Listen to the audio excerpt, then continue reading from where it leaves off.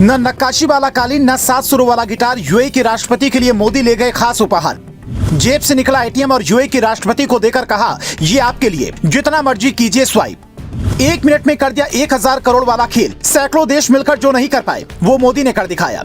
ये तस्वीर देखिए, पीएम मोदी यूएई के राष्ट्रपति को एटीएम कार्ड पकड़ाते हैं, जिसे देखकर कई लोग ये जानना चाहते हैं कि आखिर एटीएम को लेकर मोदी क्यों गए थे। इससे पहले तो उन्होंने जितने नेताओं से मुलाकात की, किसी को नक्काशी वाला कालीन दिया तो किसी को 7 सुरों वाला गिटार गिफ्ट किया, फिर यूएई के राष्ट्रपति को एटीएम क्यों?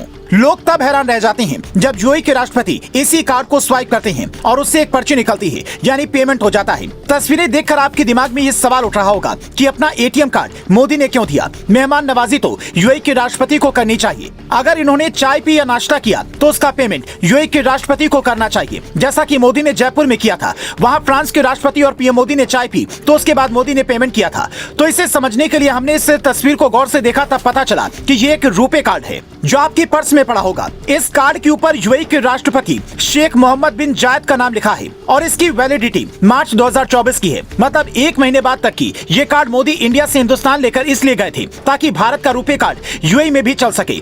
यानी अब इंडिया वाला रुपे कार्ड लेकर जाएंगे तो यूएई में भी शॉपिंग कर सकेंगे, घूम सकेंगे। लेकिन सवाल ये है कि आखिर ये काम कैसे करेगा? तो इसके लिए मोदी सरकार ने कौन सा तगड़ा दिमाग लगाया है वो भी सुन लीजिए। भारत में जैसे यूपीआई चलता है वैसे यूएई में एएनआई चलता है।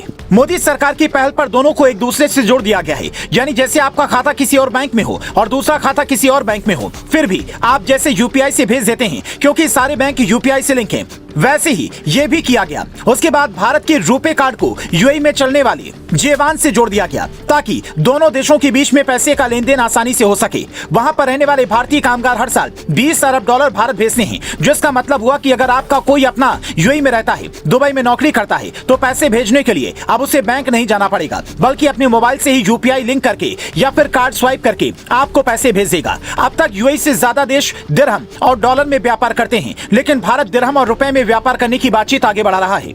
जैसे रूस से सस्ता तेल भारत ने रुपए देकर खरीदा था, वैसे ही यूएई से भी अब रुपए में कारोबार की बात हो रही है ताकि दुनिया के स्तर पर रुपया मजबूत हो। बावजूद इसके कुछ लोग ये कहते हैं कि रुपया गिरा जा रहा है, डॉलर मजबूत होता जा रहा है, जबकि सच्चाई ये है कि मोदी सरकार रुपए को दुनिया के अलग अलग देशों में डॉलर की तरह सर्वमान्य बनाने की कोशिश में जुटी है और यूएई से इसकी उम्मीद भी है। मोदी खुद कह चुके हैं यहाँ आने पर घर जैसा, परिवार जैसा लगता है। अब तक 7 बार वो यूएई जा चुके हैं, जो बताता कि भारत यूएई के रिश्ते कितने मजबूत हैं। जो पाकिस्तान बराबर यूएई की माला जपता रहता है, जिसके कई दिग्गज बिजनेसमैन और पूर्व क्रिकेटर दुबई में घर बनवा कर रहते हैं, वो भी वहाँ पर अपना अब तक रुपया नहीं चलवा पाए हैं। वैसे भी अभी वो एक एक पैसे को मोहताज है, तो उसकी बात ही क्या करनी। दुनिया के सैकड़ों देश भी यूएई में अपनी करेंसी नहीं चलवा पाए हैं, पर मोदी ने यह कर दिखाया, जिससे यूएई में रह रहे करीब 35 लाख भारतीय भी कह रहे हैं मोदी है तो मुमकिन है।